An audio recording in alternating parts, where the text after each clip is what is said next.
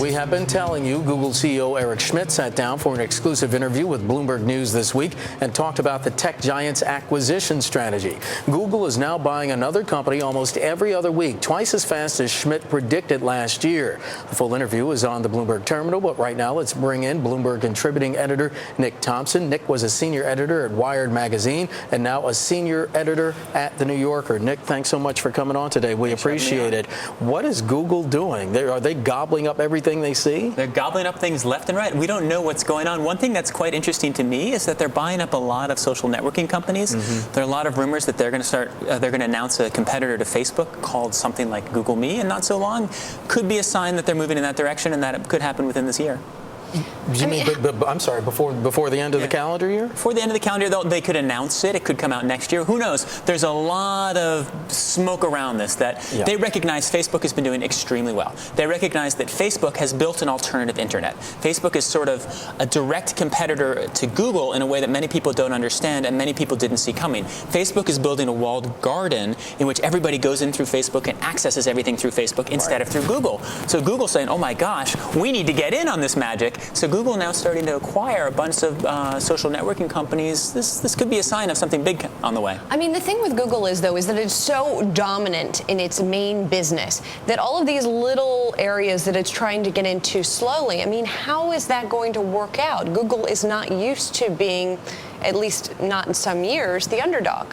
Right, and they would very much like to develop a second business. They get all of their money from search. They would really like to figure out a new way to make money. That's what's driving this acquisition spree, is they keep coming up with things. Google Wave, that'll make us money, you know. Google Buzz, great idea, right? And then these things falter and disappear. Well, the Droid has been doing okay. Right, Android is doing fantastically. It doesn't make them any money. It's an operating system they give away for free. They make nothing on it. In fact, since they may pay people to adopt the Android system, there's some fuzziness about whether they're actually losing money on Android. The biggest success after search, but it makes no money? How's that possible? Well, the biggest success in that lots of people use it. Eventually, it will make them money because the Google search option will be the default on Android phones. What Android does is it means that people who use mobile phones to access the internet are going to be going through Google. If they have Android on their phones, they're more likely to have Gmail. They're more likely to use all kinds of Google products. It's good for the company in the long run if it's not helping the bottom line in the short run. Nick, let me ask you, the increased antitrust scrutiny, is that going to hurt Google as it tries to go forward and acquire more companies?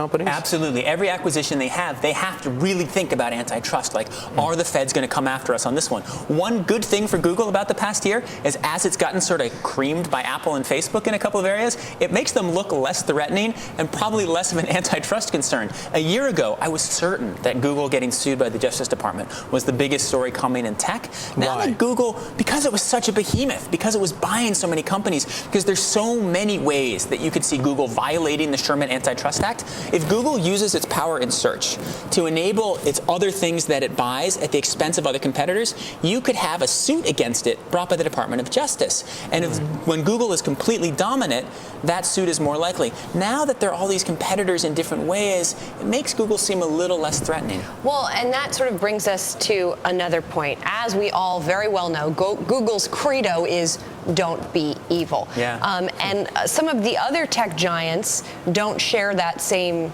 perception by those in the tech community. Microsoft probably notably among them. And Facebook, all of them. Yeah, so, but is that changing with Google? I mean, you have the antitrust concerns. You have this recent, what seems to be a reversal on net neutrality. Absolutely. I mean, what's the perception out there? I think the perception is that Google is becoming more evil and Google is less the people's friend.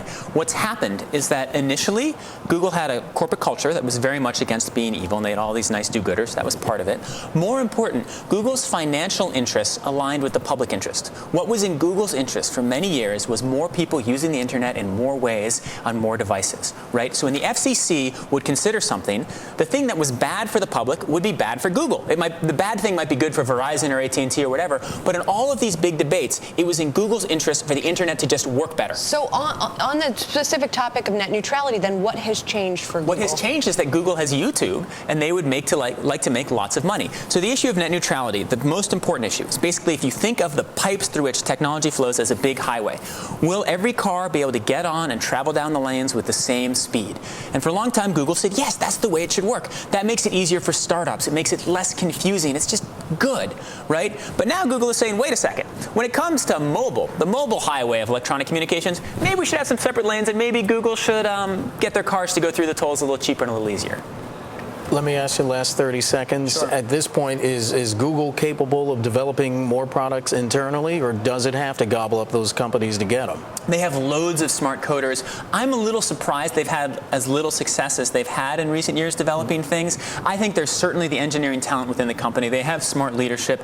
It's not a sclerotic company. I think you're going to see something big and successful from Google in not so long. All right, Bloomberg contributing editor Nick Thompson talking all things Google. Nick, thanks so much. Sounds almost like people were talking about them like the Yankees, the evil empire. Wow. Still